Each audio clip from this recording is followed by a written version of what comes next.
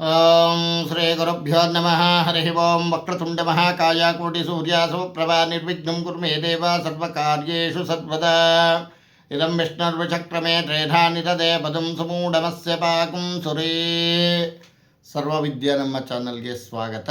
ಸರ್ವವಿದ್ಯಾ ನಮ್ಮ ಚಾನಲ್ ವೀಕ್ಷಕರಿಗೆ ನಾನು ಇವತ್ತೊಂದು ವಿಶೇಷ ಮಂತ್ರ ಹಾಕ್ತಾಯಿದ್ದೀನಿ ನೋಡಿ. ಮನೆಯಲ್ಲಿ ಮದುವೆ ಆಗಿರುತ್ತೆ, IVF ಮಾಡಿಸ್ಕೊಂಡ್ರೂ ಸಹ ಸಂತಾನ ಆಗಿರೋದಿಲ್ಲ, ಮತ್ತು ಸಂತಾನ ಆದರೂ ಸಹ ಮನೆಗಳಲ್ಲಿ ನೆಮ್ಮದಿ ಇರೋದಿಲ್ಲ. ಮಕ್ಕಳು ಹೇಳಿದ ಮಾತು ಕೇಳ್ತಾ ಇರೋದಿಲ್ಲ. ಜಗಳ, ಮಾನಸಿಕ ಚಿಂತನೆ, ಖಿನ್ನತೆ, ಬೇಜಾರು ಎಲ್ಲ ದೇವರು ಅನುಕೂಲ ಮಾಡಿಕೊಟ್ಟಿರ್ತಾನೆ, ನೆಮ್ಮದಿ ಇರೋದಿಲ್ಲ. IVF ಮಾಡಿದ್ರೂ ಸಹ ಸಂತಾನ ಆಗೋದಿಲ್ಲ, ಮತ್ತು ಗರ್ಭ ಕಟ್ಟೋದಿಲ್ಲ, ಮತ್ತು ವಿಶೇಷವಾಗಿ ಸಂತಾನ ಆಗೋದಿಲ್ಲ. ಸಂತಾನ ಹರಣ ಆಗ್ತಾ ಇರ್ತಕ್ಕಂಥದ್ದು ಈ ಸಂತಾನಕ್ಕೆ. ಮತ್ತು ಕೆಟ್ಟ ಮಕ್ಕಳಿಗೆ ಈ ಕೆಟ್ಟ ಬುದ್ಧಿ ಇರುತ್ತಲ್ಲ, ಅದು ಹೋಗ್ತಕ್ಕಂಥ ಶಕ್ತಿ ಈ ಮಂತ್ರಕ್ಕಿದೆ. ಯಾವತ್ತೂ ಸಹ ಮಕ್ಕಳಿಗೆ ಒಳ್ಳೆಯದಾಗತ್ತೆ. ಅಣ್ಣ, ತಮ್ಮ, ಅಕ್ಕ, ತಂಗಿ, ಬಂಧು ಬಳಗ, ಬಾಂಧವರು, ನಿಮ್ಮ ಮನೆಯಲ್ಲಿ ಎಷ್ಟು ಮಕ್ಕಳಿರ್ತಾರೋ, ಒಬ್ಬರು, ಇಬ್ಬರು, 3 ಜನ, 4 ಜನ, 5 ಜನ, 6 ಜನ, 12 ಜನ, ಯಾರ ಮಕ್ಕಳು ನಿಮ್ಮ ಮಾತು ಕೇಳ್ತಾ ಇರೋದಿಲ್ಲ. ಏನಾದರೂ ಒಂದು ಮನೆಯಲ್ಲಿ ಕಿರಿಕಿರಿ ಆಗ್ತಾ ಇರುತ್ತೆ. ಯಾಕೆಂದರೆ ನಾನು ಈ ಮಂತ್ರ ಹಾಕೋದೇ ಒಳ್ಳೆಯ ಉದ್ದೇಶಕ್ಕೆ. ಯಾಕೆಂದರೆ ನಮ್ಮ ಜನ್ಮಾಂತರ ಪಾಪಗಳು ಕಳೀತಾ ಇರ್ತೀವಿ. ನಾವು ಏನೇನೋ ಮಾಡಿರ್ತೀವಿ, ನಾವು ಈಗ ಮಾಡಿರ್ತೀವಿ, ಎಲ್ಲ ಒಳ್ಳೆಯದೇ ಮಾಡ್ತಾ ಇರ್ತೀವಿ. ಗುರುಗಳೇ ನಮಗೆಲ್ಲ ಕೆಟ್ಟದ್ದಾಗಿದೆ ಅಂತ ಹೇಳ್ತಾರೆ. ಎಲ್ಲ ಹೇಳ್ತಾರೆ ಗುರುಗಳೇ, ನಾನು ಹೋಮಗಳು, ಪೂಜೆ ಪುನಸ್ಕಾರ ಎಲ್ಲ ಮಾಡಿಬಿಟ್ಟು ಬೇಜಾರಾಗ್ಬಿಟ್ಟಿದ್ದೆ ಗುರುಗಳೇ ಅಂತ ಹೇಳ್ತಾರೆ. ಅದರಿಂದ ನನ್ನ ಕೈಲಾಗಿದ್ದು ಕಿಂಚತ್ತು ಈ ಮಂತ್ರನ ಹಾಕ್ತಾಯಿದ್ದೀನಿ. ಯಾಕೆ ಅಂತಂದರೆ ಕೇಳಿಸ್ಕೊಳ್ಳಿ ನೀವು, ತುಂಬ ಒಳ್ಳೆಯದಾಗತ್ತೆ. ಮಕ್ಕಳಿಗೆಲ್ಲ ಸಹ ಒಳ್ಳೆ ಬುದ್ಧಿ ಬರಲಿ ಅಂತ ನಾನು ದೇವರಲ್ಲಿ ಕೇಳ್ಕೊಳ್ತಾ ಇದ್ದೀನಿ. ತಂದೆ ತಾಯಿನ ಸಾಕಲಿ, ಸಲೂಲಿ, ಆ ಕೆಟ್ಟ ಭಾವನೆ ಬಿಟ್ಬಿಡಲಿ, ಕಾಮ, ಕ್ರೋಧ, ಲೋಭ, ಮೋಹದ ಮಾತ್ಸರ್ಯಗಳೆಲ್ಲ ತೊಲಗಲಿ, ಒಳ್ಳೆ ಜ್ಞಾನ ಕೊಡಲಿ. ಆ ಕೃಷ್ಣ ಪರಮಾತ್ಮಂದು ಈ ಮಂತ್ರ ಹಾಕ್ತಾಯಿದ್ದೀನಿ, ಕೇಳಿಸ್ಕೊಳ್ಳಿ ನೋಡಿ.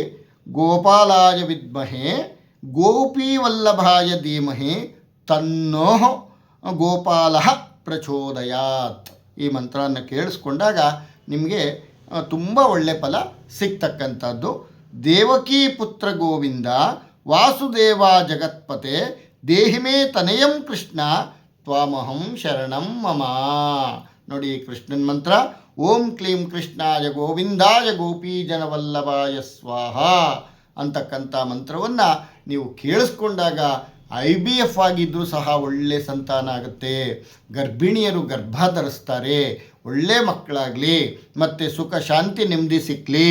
ಸ್ತ್ರೀಯರು ಸಹ ಇದನ್ನು ಹೇಳಿಕೊಂಡು ಆಲದ ಮರಕ್ಕೆ 12 ಪ್ರದಕ್ಷಿಣೆ ಮಾಡ್ಕೊಂಬಂದರೆ, ಇದು 45 ದಿನ ಪ್ರದಕ್ಷಿಣೆ ಮಾಡೋದು ಶಕ್ತಿ ಇದ್ದರೆ ಒಂದು ದಿವಸಕ್ಕೆ 1000 ಜಪ ಮಾಡಿ ತುಂಬ ಒಳ್ಳೆ ಫಲ ಸಿಗ್ತಕ್ಕಂಥದ್ದು.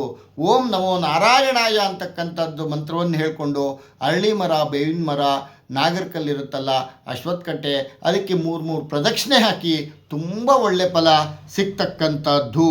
ಈ ಮಂತ್ರದಿಂದ ನೀವು 45 ದಿವಸ ಮಾಡಿದರೆ ಓಂ ನಮೋ ನಾರಾಯಣಾಯ ಅಂತ ಶರೀರ ಆತ್ಮ ಶುದ್ಧಿ ಆಗುತ್ತೆ, ಮನಸ್ಸು ದೇಹ ಶುದ್ಧಿ ಆಗುತ್ತೆ, ಮತ್ತು ಕಷ್ಟಗಳೆಲ್ಲ ಪರಿಹಾರ ಆಗುತ್ತೆ.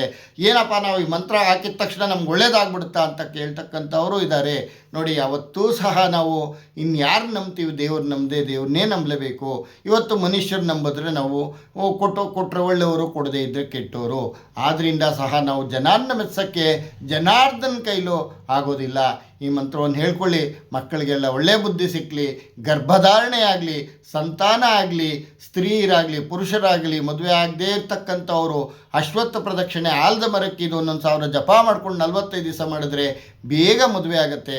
ಹುಡುಗರಿಗೆ ವಧು ಸಿಕ್ಕುತ್ತೆ, ವಧುವಿಗೆ ವರ ಸಿಗ್ತಾನೆ.